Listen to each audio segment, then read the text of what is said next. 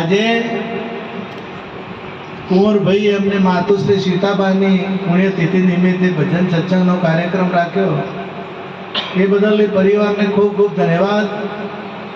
પરમાત્મા એમને ખૂબ સારું ફળ આપશે, કારણ કે ભજન થાય અને ભજન કરે ને એ ભજનમાંથી કંઈક બે શબ્દો લઈ અને માર્ગે ચાલે તો ફળ મળે. એ એમને મળતું, પરંતુ જે કરેલું અફળ જતું નથી. અને એ ભજનમાં પધારેલા અમારે દેવચંદ્ર મહારાજ તથા અહીંયા કાકોશેથી ભૂપતરામ મહારાજ, કપિલાબા મહારાજ, ગણેશરામ મહારાજ, ચમનરામ મહારાજ તથા માચમરામ મહારાજ તથા સાંભળી ભક્ત મંડળ, બીજા આજે દૂર દૂરથી વધારેલા ભક્તો, પ્રેમી સજ્જનો, માતાઓ અને બહેનો, વિશેષ તો આજે આ માતાનો પ્રસંગ છે. અને માતાથી જ જો કદાચ આપણે પર ધન શરીર મળ્યા હોય ને તો માતાથી મળે. માતા ના હોય તો આ તમે જે આનંદ કરી રહ્યા છો એ હોય. ઘણા એક મહારાજ કે હું એક મહારાજ મળ્યા હતા, એટલે કે મારે નજીક સ્ત્રી ના આવી જોઈએ, મને સ્ત્રી નમસ્કાર કરવા આવી જોઈએ ના.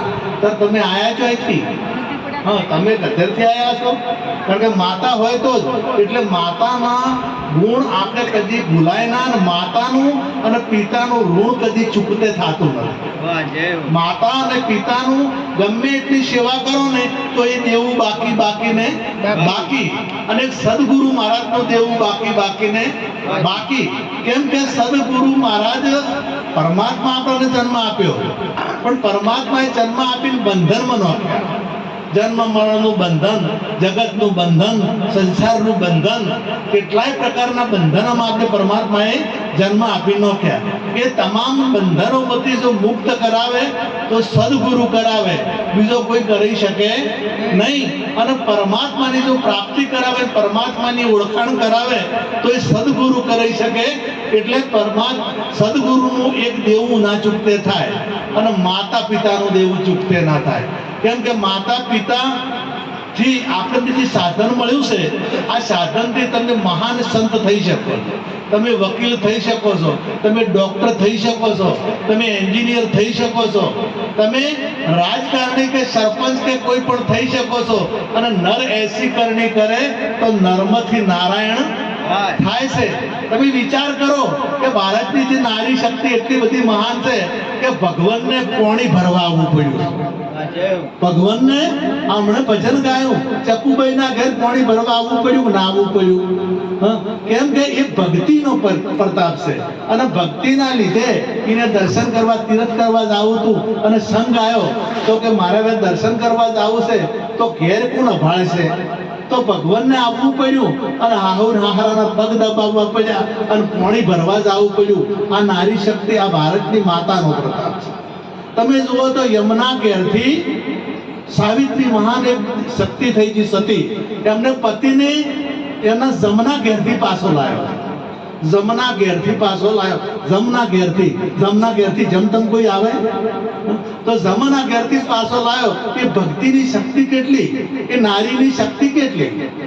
સતી મદાલસાઈના બધા પુત્રોને તારી દીધા. સતી મદાલસાઈ એમના જેટલા પુત્રો એ ગાંધર્વ પુત્રી હતા, અને ઋતુધ્વજ એમના પતિનું નામ. હવે એ ઋતુધ્વજ ના પહેલા એ જતા રહેલા, એટલે ઋતુધ્વજને એમના ધણીને કીધેલું કે ગમા તારે કદાચ કોઈ એક માદળિયું, સત્ય વખતે માદળિયું, આપણે લોબી વાત છે પણ ટૂંકમાં સાર સમજવા પૂરતી વાત કરીએ કે માદળિયું આપતા જાય, અને માદળિયું એક વધેલું રાખજો, અને વિપત્તિ આવે, સંકટ દુઃખ આવે તો આ માદળિયું ખોલજો, એ સિવાય આ માદળિયું ખોલવાનું નહીં. આવું મદાલસા માતાએ આ માદળિયું આપી, અને એ વચનથી બંધાયેલા હતા કે જે દાડે તમે મને પૂછ્યો કે આ બધું શું કરો છો, તો હું રહ્યું નહીં. અને ઋતુધ્વજ સાથે લગ્ન કર્યો ને તારે એક શરત કરી હતી કે હું જે કરું એ કરવા જેવાનું, જો વચમાં વધુ ઉપાડ્યો ને તો હું આ ઘેર રહીશ નહીં. એટલે બધા છોકરા એમને સાધુ બની નાખ્યા, બધા છોકરાને. એટલે પેલા કીધા રાજપાટનો ધણી કોણ થાય, હવે પૂછવું પડશે. હાથ છોકરા જતા રહ્યા, હવે કરવું શું? એટલે ના શું કે પૂછું એ દાડે જતા રહે, પછી રહે પણ એક માદળિયું આપતા જાય. હવે એક સમય એવો આવ્યો ને, એટલે મોમેનો જે રાજા હતો એ સડાઈ કરી લડવા. હવે આ નાનું રાજ અને પેલાનું ઘણું મોટું રાજ, એટલે મોટું સૈન્ય રાજાએ વિચાર કર્યો કે મારું વાલું જો આપણે લડવા જશે તો જીતી નહીં શકીશું અને આપણા હજારો સૈનિકો મરી જશે, હજારો બાળકો માતા પિતા વગરના થશે અને હજારો ઘર ભાગશે. એટલે આપણે કરવું શું? આપણે જીતી તો શકવાના નથી અને અને રાજ લશ્કરી રેલી કે તો આપણે શું કરવું? પેલું યાદ આવ્યું, માદળિયું ખોલ્યું, માદળિયામાં જે લખેલું હતું એ વાંચી અને અમને તરત જ પ્રધાનમંત્રીને બોલાયા. પ્રધાનમંત્રીને બોલાવી અને કીધું કે મહારાજા, પ્રધાનજીને કીધું, પ્રધાનજી આપણા ગામમાં ભક્તો જેટલા છે એ બધા ભક્તને બોલાવો. એટલે પેલા પ્રધાનને કે ખસી જુઓ એને, પેલું રાજા આવ્યો છે, લડવા આવ્યો છે, અમે તો બેઠો છે તૈયાર થઈ અને આ કે ભક્તને બોલાવો, ભક્ત મંજીરા વગાડે એ દાખે કોઈ. એટલે ભક્તને બોલાવવાનું શા માટે કહે છે કે તમને હવે માનવું તો પડશે. એટલે પોલીસ વાળાનો હુકમ કર્યો કે ભક્તો ખાડે જેટલા હોય ને એટલા બધાને બોલાવી લાવો. એટલે આ ભક્તને બોલાવવા જાય ને એટલે જોઈ તો કોઈ મંદિરમાં બેઠા હોય, કોઈ જોઈ બેઠા હોય, એટલે બધા ફરી અને પેલા પોલીસ વાળા ભક્તો પૂછે, મારે સેન્જી રોમદેવ વાળાએ પૂછ્યું કે આ મને કરવું છે શું કે? એટલે પોલીસ વાળા કે અમારે તો ખબર નહીં, પણ કોઈ હોશિયાર પોલીસ વાળો હતો કે ભક્તો એમ કહે છે કે અમારે મરવાની બીક ના હોય, અમારે મરવાની બીક હોય, જન્મ મરણ કે સદગુરુ મેટાડેલું હોય, એટલે લડાઈ કરવાની છે અમે અને રાજા લડવા આવ્યા છે એટલે આપણે તેમાં ભક્તન બોલાવતા હશે કદાચ, કારણ કે એને તો ભરવાની તો પડી ના હોય. એટલે ઘણાની ઢીલો થઈ ગયો છે કે આ તો અમે તો ના આવતા, પણ આ તો હરુપારના ચંદીરો અમને બધા લઈને આવતા. અમારે તો જો ભક્તિ કરવી, ખરાની ખરે ખબરું થાય, ફૂટે તો ફટકિયા કહેવાય. જ્યારે પરીક્ષા આવે, ભક્તિમાં પરીક્ષા આવે ને પરીક્ષામાં પાસ થાય, તમે જોવો તો અંગ વેરાઈ દીધા છે, પોતાનો અંગ વેરાઈ દીધા છે અને પોતાના પુત્રને વધેરી દીધો છે. આવી પરીક્ષાઓ આવી છે અને આવી પરીક્ષાઓમાં જે પાસ થયા છે એ જ મહાન થયા છે, એ સિવાય મહાન થયા નથી. એટલે માતાને આ તો માતાની જે માતાના વચ્ચે દ્રષ્ટિ થયું છે કહી દઉં એ બીજું પછી પેલું પૂરું કરો. આ બે પતિ એક પિતા હતા એટલે મરી ગયા, પિતા મરી ગયા, માં ને એક છોકરો. એટલે માં ગરીબ, એટલે ઘંટી ખોડીલો મનખાનો પેલા છે અમે ઘંટીલો ખોડો કરી અને મનખાની મજૂરી કરી અને છોકરાને ભણાયો. એટલે છોકરો કોઈક નોકરી મળી, સારી નોકરી મળી એટલે વહુએ એની ગોતવી પડે પછી. એટલે વહુએ ભણેલી ગોતી લાવી. હવે પેલા ડોશીમાં હતા અભણ અને દેશી હાવ અને પેલી ભણેલી આવી એટલે બે ને મેચિંગ ના થાય. હાહુ લોકલ બહુ ફાસ્ટ, રોજ એક્સિડન્ટ થાય અત્યારની આ દુનિયામાં. અને અત્યારે હાલે તમે જો ઘણી જગ્યાએ ઘણો જૂના હશે ને તો કે તમને તો કોઈ આવડતું નથી, અમે તો વહેલો 4 વાગે કુએ પાણી ભરવા જતા, તોણી પાણી ભરતા અને ઠેસ અમે છેટે આવી વીડ કહેવરાય, આ વીડ કહેવરાય મારા. એટલે કે ઠેસ વીડમાં ભારા ઉપાડી લાવતા. એટલે પેલી કે તમારા ભોગ, અમારા તો બટન દબાવતો ફેર ચકલી ફેરવતો ફેર પોણી આવે અને એકી પાટું એ વીડમાં તો ભારો ઘેરે આવે. સ્કૂટર પાટું જ મારવી પડે ને, એક પાટું આવે કે ના આવે. એટલે તમારે તો કે આ જે મારો કહેવાનો ખાસ આશય શું છે કે કદાચ અત્યારે તો પબ્લિક સુધરી છે અને દીકરીઓ ભણેલી છે અને આપણે જૂના વિચારો કદાચ ઘણાને કપડાં પહેરવાના ઝઘડાતો હોય કે આવું પહેરાતું છે. આ તો જમાનો બદલાઈ ગયો, હવે તો ફેશન વાળા પહેરે, પણ તમે જેમાં પહેર્યા છે ભલે પહેર્યા પણ નવા પહેરે ને પહેરવાય. કારણ કે તમે ગમે તેમ કરશો તો સેન્જીરો પહેર્યા વગર રહેશે, એ પહેરવાનું તો તમે કહો કે ના સારું પહેરો, તમે ત્યાં સારું લાગે છે, પણ તમારે કદી એમ ના કહેવાનું. જો વહુને નાવને રાગ રાખવો હોય ને તો વહુને વખોણ કરો તમે, આ તો એ કોમ કરશે, પણ આ તો તમારે ગમે એવું કોમ કરીએ તને કોઈ આવડતું જ નહીં. તને નથી સાર લેતા આવડતું, તને નથી રોટલા કરતા આવડતું, તને અંતર લુગડા પહેરતા નથી આવડતું. હવે પેલી કોમ ભૂજે અને કોઈ તો તમારે જો કોમ કરાવવું હોય તો વખોણ કરો. આમાં બે ને મેળ ના આવે, આહુને વહુને. એટલે કે મારે જુદું રહેવું છે. પેલો છોકરો કે મારી માને ભણાયો છે મને અને મારે જુદું રહીને ચોય જાઉં, મારી મા એકલી છે એટલે હું ચો મારે જુદું રહેવું કે ના, હું કોઈ દાડો જો મને રાખવી હોય તો હું આ ડોશી ભેળી નહીં રહું. એટલે ડોશીમાં સમજણ હતા કે બેટા તારે મેળ આવતો હોય તો તું તાર જુદો રહે, મારા હાથ કોમ કરશે એટલા દાડા હું હાથે મારું પૂરું કર્યું. એટલે છોકરો કે એમ નથી જુદું રહેવું, આ તમે ઘણી વખત એમ કહે છે ને કે માતા પિતાનું ઋણ ચૂકતે થતું નથી, ઋણ ચૂકતે થતું નથી, તમે મોટો કર્યો છે, તમે દૂધ પાયું છે, તમે આ બધું કર્યું છે, આજ મારા દેવું ચૂકતે કરીને જુદું થાવું. ભલે જુદો છું પણ તમારું જે ચૂકતે કરવું છે કે બેટા તારે કોઈ ચૂકતે કરવું નથી અને તું તાર સુખ શાંતિથી બે પતિ પત્ની જીવનમાં આનંદ કરો રહો. કે ના મારે ઋણ ચૂકતે કરવું છે, દેવું ચૂકતે કરવું. તમારા પૈસા કેટલા છે મને હાથ આપવાના, જેટલા થયા હોય એટલા માગી લો. એટલે પેલી માગે કોઈ દાડો માં કદી ના માગે.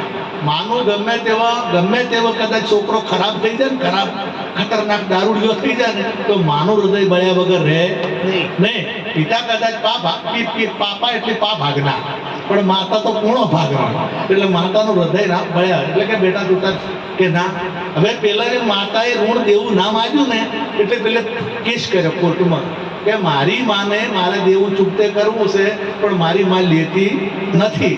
એટલે માતાજીને કોર્ટમાં બોલાયા, પૂછું જલ્દી કે માતાજી તમારો આ છોકરો તમારો દેવું ચૂકતે કરવા માંગે છે તો જે શું હોય એ તમે કહી દો, તમને આપી દે.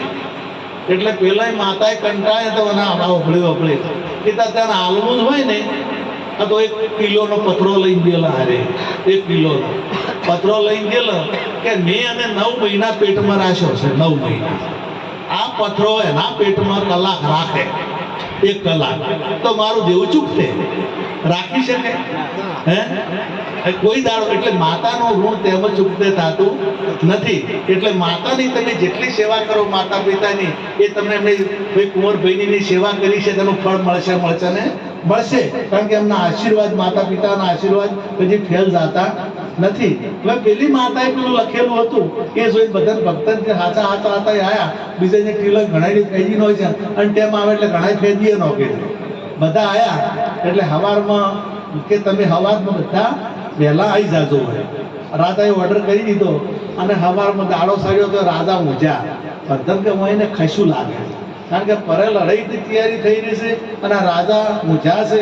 તો રાજા જગાડવા જાય, પ્રધાન જગાડવા જાય કે ઉઠો, આપણે તમને જેમ કોઈ ચિંતા જ નથી કે ચિંતા છે બધી, તમે શાંતિ રાખો. રાજા ઊભા થયા અને ભક્તને બોલાયા કે આપણે પૂજન કરવા શું શું જોવે. એટલે પેલા એને કીધું કે ફૂલહાર જોવે, કંકુ જોવે, તિલક કરવા માટે ચોખા જોવે વધાવવા માટે. એટલે જે બધા આના વિષયના જ્ઞાની હતા એને ફૂલહાર મંગાયા. લગભગ 1000 જેવા ફૂલહાર મંગાયા. 1000 ફૂલહાર મંગાયા અને કેટલીય થાળીઓ તૈયાર કરી અને સૈનિક ને સેનાપતિ અને એના બધાના આપી દીધા થાળ. અને રાજાએ હળદતી સગડી માથે રાજાએ અને વાજતે ગાજતે દિવાકા બંધ આપણું સૈન્ય હોમે ચડ્યું હતું ને એ સૈન્ય હોમે હલાઈ જતા હતા એટલે વાજિંત્રો વાજે એટલે અવાજ જો અમે જો કેટલું લડવા આવે ને રોજ. એટલે પેલા હોશિયાર પ્રધાન હોશિયાર હોય, પ્રધાન છે ને હોશિયાર હોય અને પ્રધાન ગોઠવે રાજાનો સત્યાનાશ થાય. તો પ્રધાન કે ઉભા વફળવાય ને વફળ્યું તો કે આ તો દદુબિયું નહીં વાગતી, આ યુદ્ધના વાજિંત્રો વાગતા, આ વાજિંત્રો બીજા વાગે છે.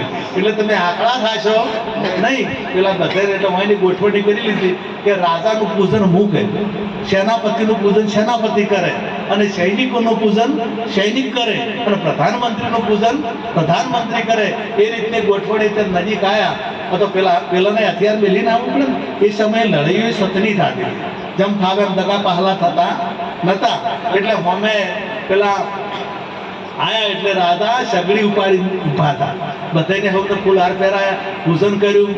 એટલે રાજાએ પેલાની પૂછવું ફોમેવાળા રાજાએ કે બીજું બધું સમજાણું પણ આ સગડી ઉપાડીને કેમ આયા છો? કે આ રાજ છે ને, રાજ હળગતી સગડી છે. તમે લડાઈ કરી લેવાયા છો પણ હું પૂજા કરી તમને હાલવા આવ્યો છું. તમારું પહેલું પૂજન કરવું છે અને હળગતી સગડી તમને ઉપડાવી છે. કારણ કે રાજ છે હળગતી સગડી છે, જેવું તેવું નથી. એટલે હું તમને હમેથી હાલવા આવ્યો. શું કામ લડાઈ કરવી છે? હું થાચો છું. અમે પેલો કહેતો પણ આ હમે પછી હાલવા આવે છે તો હું જેવું મૂર્ખો, હું લડાઈ કરી લેવા આવ્યો છું. એટલે તરત એને જ્ઞાન થઈ ગયું અને અહીંયા સુખ શાંતિથી જ્યાં સત્સંગ કર્યો, બેઠા આનંદ કર્યો, 2 દાડા મહેમાનગતિ કરી, બધાને જમાડ્યા અને રાજી પજીથી જતા રહ્યા. હવે વિચાર કરો કે જુગતી કેવી કરાય છે બધા સાહેબ, કે મોટું યુદ્ધ ટાળ્યું ને મોટલી નારીની શક્તિ, મારો કહેવાનો ભાવ એટલો જ છે કે નારીની શક્તિ ગંગા સતી જો હાહુ વહુને પટેલ કેટલો લખાણો ને એ હાહુ વહુના પાનભાઈને કીધું ને બધું એ વહુ હતા દીકરાની અને ગંગા સતી હાહુ હતા. એટલે સ્ત્રીઓમાં બહુ શક્તિ છે, પુરુષોમાં બહુ શક્તિ છે. પરમાત્માને તમે ધારો તો તમારા ઘેર લાવો, તમારું કામ કરી શકો. પરમાત્મા ભક્તના પાછળ પાછળ ફરવું પડે છે. ભક્તના પાછળ ભગવાનને ફરવું પડે છે. કોઈ સંત ભગવાનને ગોતવા ચોઈસ આવવું પડ્યું, કોઈ જંગલમાં નથી જ્યાં કે કોઈ પતાવામાં નથી જ્યાં, પણ ભગવાનને ખુદને પરમાત્માને ભક્તના ઘેર આવવું પડ્યું છે અને દર્શન આપવા પડ્યા છે. એટલે તમારી બધાની શક્તિ છે કે પરમાત્માની પ્રાપ્તિ કરવી એ તમારી શક્તિ છે. તમે ધારો તો એને પ્રગટ કરી શકો છો, તમે ધારો તો અમર થઈ શકો છો, તમે ધારો તો જે મહાન પુરુષો થઈ જાય. અને ટૂંકમાં કીધું કે ભગવાનનું પદ તમે મેળવી શકો. નર એસી કરણી કરે તો નરકા નારાયણ થાય. આટલું કહી મારી વાણીને વિરામ આપું અને કુંવરભાઈને અને એમના કુટુંબને તાળીઓથી વધાવો અને પરમાત્માને ખૂબ ખૂબ સમૃદ્ધિ આપે. જય ગુરુ મહારાજ.